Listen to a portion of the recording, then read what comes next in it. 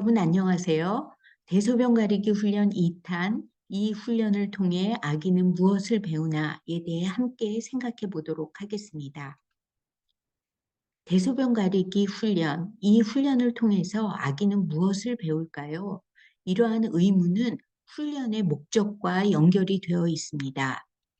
대소변 가리기 지도의 가장 중요한 목적과 목표는 자신의 변화를 인식하는 것, 그리고 대소변을 통제하는 기술을 기르는 것, 그리하여 영아가 자신의 신체와 신체 기능을 스스로 조절할 수 있도록 하는 것입니다. 대소변 가리기를 시작하는 시기는 영아가 대소변을 가릴 수 있는 신체적인 준비가 선행되어야 하는 만큼 부모와 교사는 영아의 배변 준비 신호를 점검하여야 합니다. 그리고 편안하고 깨끗한 환경을 제공해 주는 것이 중요하다고 이야기할 수 있겠습니다. 저는 지난 1편에서 신호가 중요하다고 이야기하였습니다. 신호에 대해서는 지난 시간을 참조해 주시기 바랍니다. 사진 3장을 가지고 왔습니다. 신호 전후에 일어나는 자기 인식과 자기 조절 과정을 좀 더 자세하게 살펴보려고 합니다. 먼저 신호 전입니다.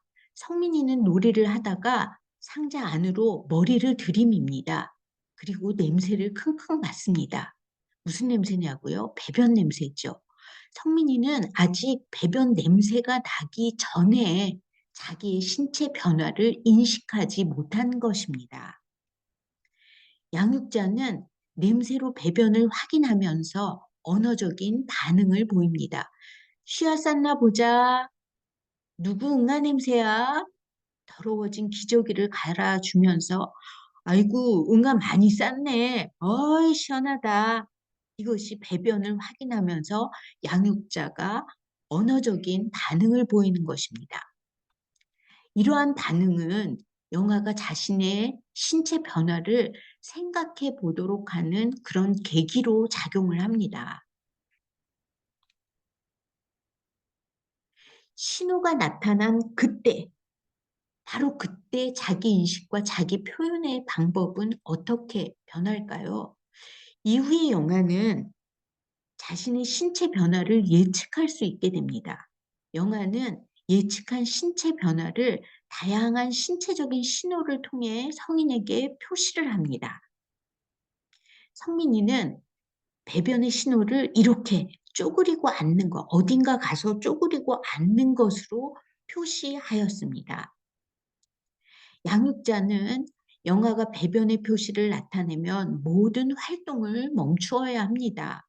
그리고 영아 곁에 가서 영아들이 배변에 필요한 힘을 창출하도록 도와줘야 합니다.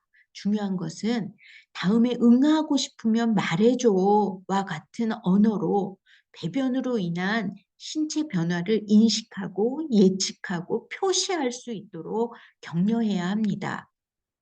이와 같은 양육자의 격려는 영아들에게 요구와 압력이 될 수는 있습니다. 왜냐고요? 때마다 이렇게 얘기하기 때문입니다. 그러나 이러한 양육자의 요구와 압력은 영아가 보다 분명하고 보다 체험적으로 자신의 신체를 통제하고 조절해야 한다는 것을 인식하게 합니다. 만약 영아가 신체를 통제하고 조절하지 못하게 되면 어떻게 될까요? 영아들은 바지에 배변을 하게 되겠죠. 그리고 이에 수반되는 무척 부정적인 정서를 감수해야 합니다. 그리고 나서 씻고 닦고 갈아입고 이런 등등의 복잡한 과정을 경험해야 합니다.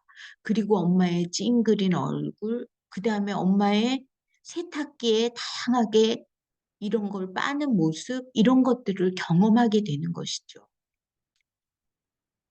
신호 이후에는 어떻게 될까요? 이후의 영아는 사고의 발달과 신체의 발달이 빠르게 진행이 됩니다.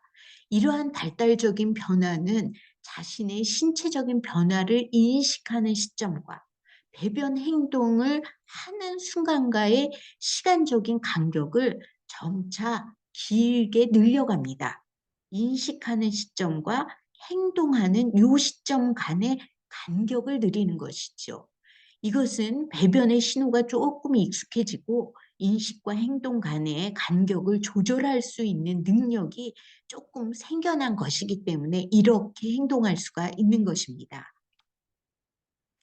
성민이는 배변의 표시 방법을 바꾸었습니다.